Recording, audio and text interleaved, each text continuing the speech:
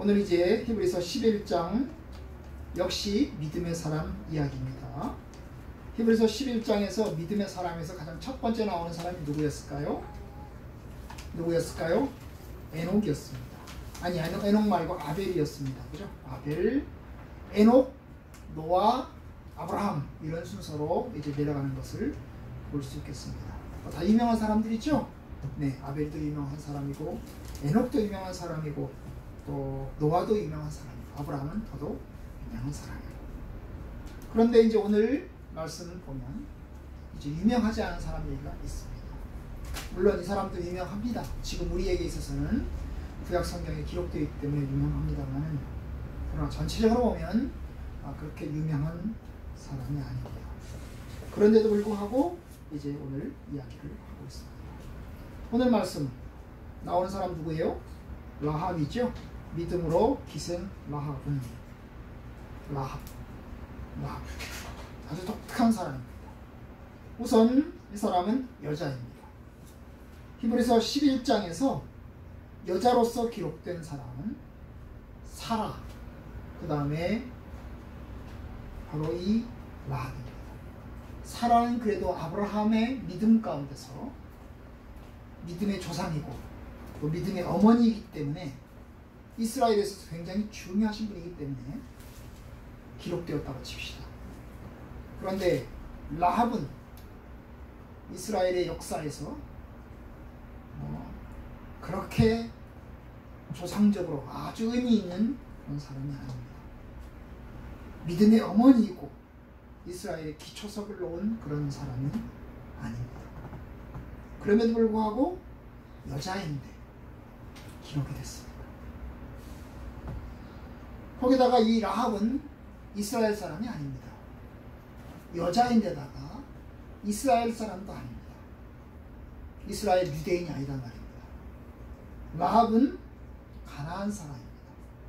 이스라엘 백성들이 가나안 땅으로 들어왔을 때, 요단강을 건너서 이스라엘 가나안 땅으로 들어왔을 때 바로 가나안의 여리고성에 살고 있던 사람입니다.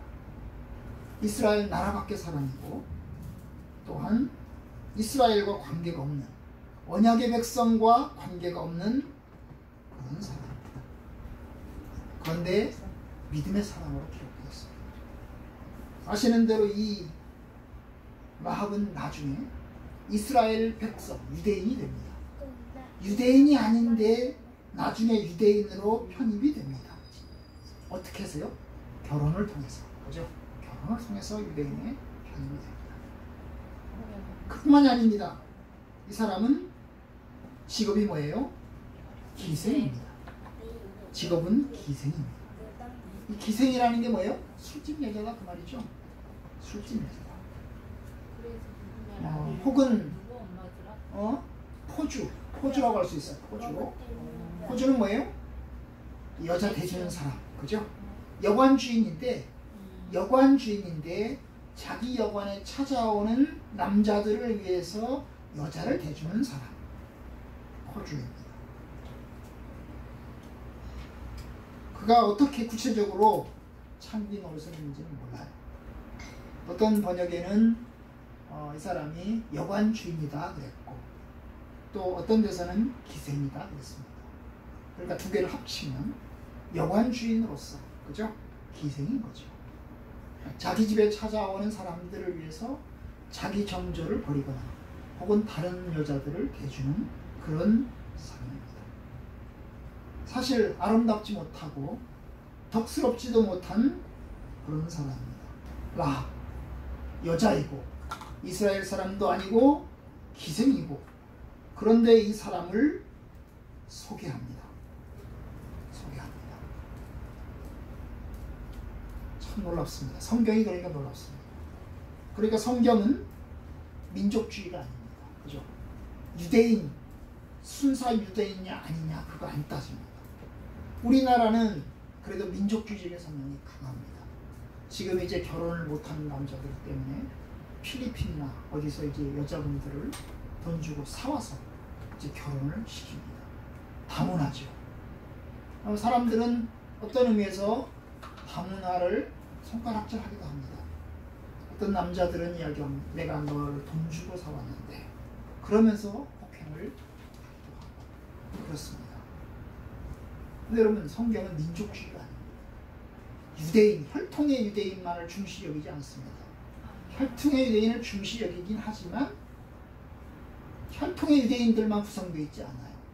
여기저기에서 조금씩 추가가 돼서 이스라엘이 확대가 된 겁니다. 그죠? 그 중에 라합이 들어있고 그 중에 룻이 들어있고 그 다음에 다말도 들어있습니다. 그죠? 다말도 들어있습니다. 유다의 부인이었던 이 다말은 그죠? 결국 그 사람도 가나안 여자입니다. 그죠? 가나안 여자였습니다. 믿음의 눈으로 볼 때 사람이 차별하지 않는다 그 말입니다. 하나님은 누구라도 건지시고 하나님은 누구라도 믿음의 사람으로 인도하십니다. 죄인이라 할지라도 천한 사람이라 할지라도 하나님의 은혜가 있습니다. 하나님의 은혜는 심지어 그러한 사람들에게 임하여서 구원함에 이르게 됩니다. 그것이 이제 라합 이야기입니다. 그러면 오늘 라합의 믿음은 뭡니까? 자, 라합이 여자이고 가나안 사람이고 유대인이 아닌데 그러면 라합의 믿음이 무엇입니까? 믿음이 뭐예요? 정탐꾼을 평안히 영접하였다. 믿음으로 기생 라합은 정탐꾼을 평안히 영접하였다. 여러분 여리고성에 살던 이 라합은 자기 집에 찾아온 정탐꾼을 평안히 영접했습니다. 평안이라는 말이 참 놀라운데요. 뭐예요? 샬롬, 안전하게도 말입니다. 그럼 원칙적으로 말하면 정탐꾼이 찾아왔으면 경찰서에 신고를 해야 됩니다. 경찰서에 신고를 해야 되고 정부에 신고를 해야 됩니다. 그 사람이 그냥 남자가 아니고 그 마을에 사는 남자가 아니고 뭐요? 여리고성 사람이 아닌 거예요. 그죠? 여리고성 사람이 아닌 것을 라합도 알고 있고 그런 상황입니다. 그런데 그런 사람을 평안히 맞아 드렸습니다. 만약에 간첩 신고를 안 하면 간첩이 찾아왔는데 간첩 신고를 안 하면 어떻게 됩니까? 처벌받습니다. 우리나라에서 간첩이 찾아왔어요. 그 사람이 간첩인 걸 알아요. 그런데 그 사람을 신고를 안 하면 어떻게 돼요? 처벌받아요. 처벌받죠? 신고 안 한 게 무슨 죄가 있어요? 신고 안 한 죄밖에 있나요? 그 사람을 뭐 적극적으로 숨겨준 것도 아니고 그냥 신고를 안 했을 뿐인데 그런데 이 라합은 신고를 안 했어요. 신고를 안 한 정도가 아니에요. 신고를 안 한 정도가 아니라 숨겨줬어요. 그렇죠? 숨겨줬어요. 사람들이 고발을 했죠. 라합이 고발을 한 게 아니라 다른 사람들이 고발했어요. 저기 저 라합의 집에 청탐꾼이 들어갔다. 낯선 사람들이 들어갔다. 이렇게 신고를 한 겁니다. 그래서 군인들이 라합에다가 통지를 했어요. 니네 집에 들어간 이 낯선 사람을 데리고 와라. 니네 집에 데려간 이 낯선 사람 빨리 잡아와라. 하고 명령을 내렸어요. 그런데 라합은 자기 집에 찾아온 그 사람을 숨겨줬습니다. 그리고 거짓말을 했습니다. 뭐라고요? 우리 집에서 나갔습니다. 우리 집에 찾아온 거는 맞는데 이미 우리 집에서 나갔습니다. 되쫓아가십시오. 그러면 잡을 것입니다. 근데 사실은 라합은 자기 집에 온 사람을 옥상에다가, 그죠? 옥상에다가 거기다가 이제 뭐예요? 운막 같은 거에다가 거기다가 집사하는 데다가 거기다가 집어넣고 숨겼습니다. 캄캄할 때까지 집단에다가 숨겨놨어요. 캄캄할 때까지. 그리고 캄캄해지고 난 다음에 얘기를 했어요. 캄캄한 밤에 도망가십시오. 그래야 삽니다. 그죠? 그렇게 했어요. 그러니까 신고를 안 한 정도만이 아니라 숨겨줬어요. 적극적으로 아주 숨겨줬어요. 소극적으로 신고를 안 했었고 적극적으로 숨겨주기까지 했어요. 이게 이제 히브리서에 나오는 2장에 나오는 이야기입니다. 여러분, 그런데 여기서는 뭐랬어요? 믿음을 얘기하는 거예요. 믿음으로 기생 라합은 정탐꾼을 평안히 영접했다. 여기서 말하는 믿음은 무슨 믿음일까요? 하나님을 믿는 믿음이겠죠? 하나님을 믿는 믿음을 얘기합니다. 하나님의 살아계심과 하나님이 유대인들과 함께 하신다는 그 믿음, 이스라엘 백성들과 함께 하신다는 그 믿음을 이야기를 합니다.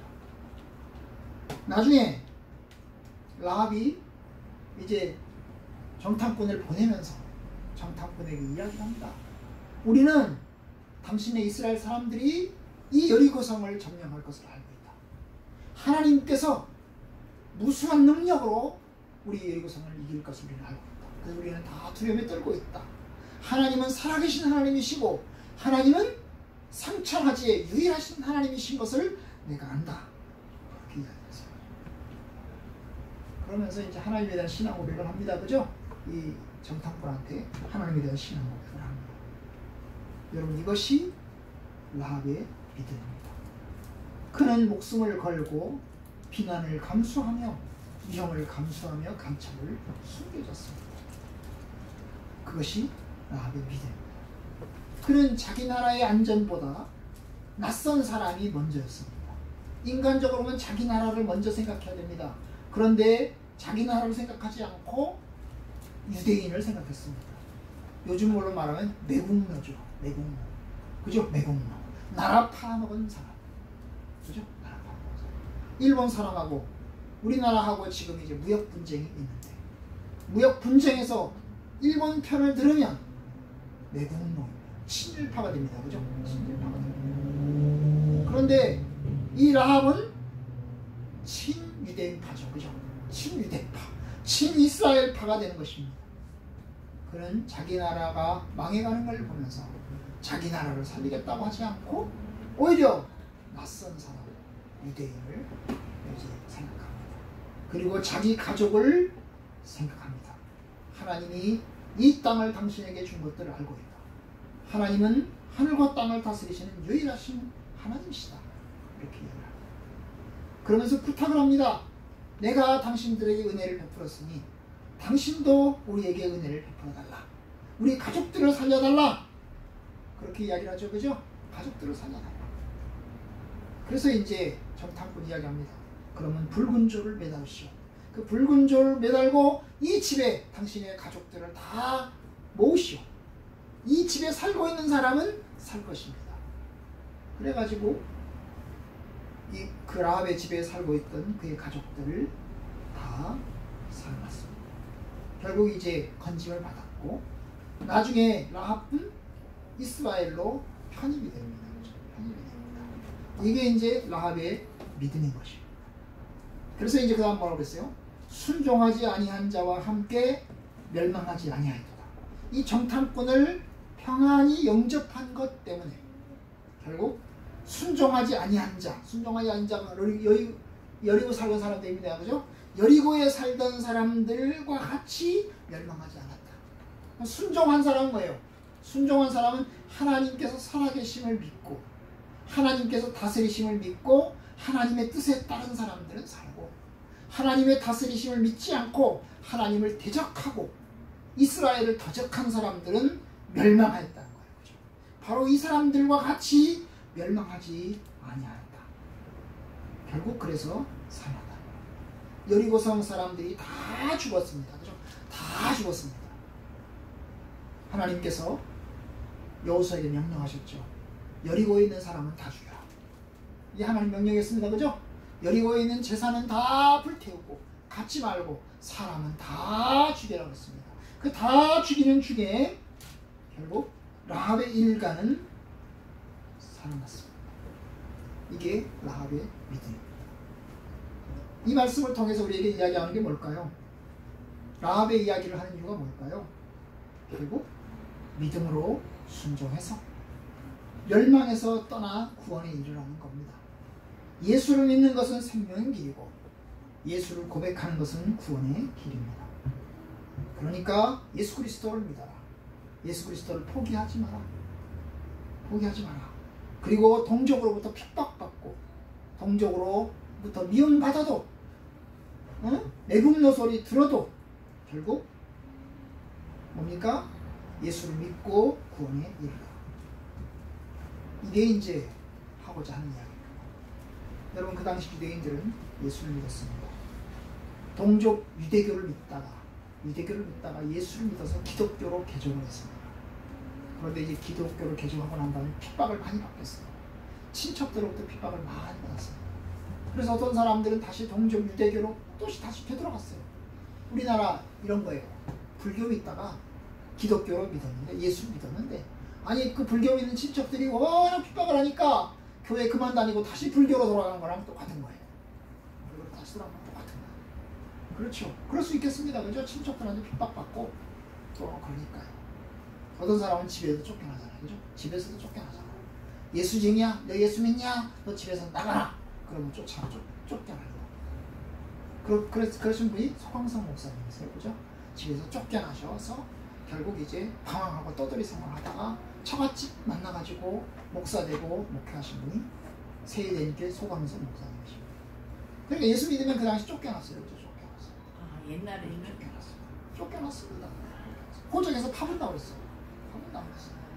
유교사 그런 상황이었어요. 여러분 그 당시 예수님 이 당시가 그랬어요.